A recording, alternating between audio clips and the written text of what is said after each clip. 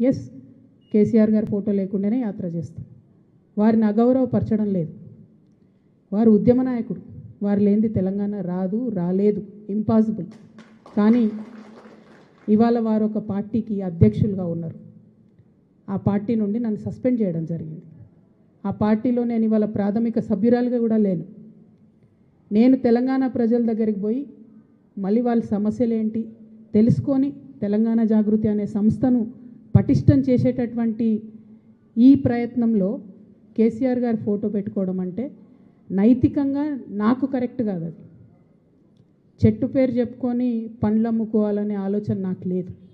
ఆ చెట్టు నీడన ఉన్నన్ని రోజులు ఆ చెట్టును సంరక్షించాలని, ఆ చెట్టును దుర్మార్గుల బారి నుంచి కాపాడాలని నేను చెయ్యని ప్రయత్నం లేదు.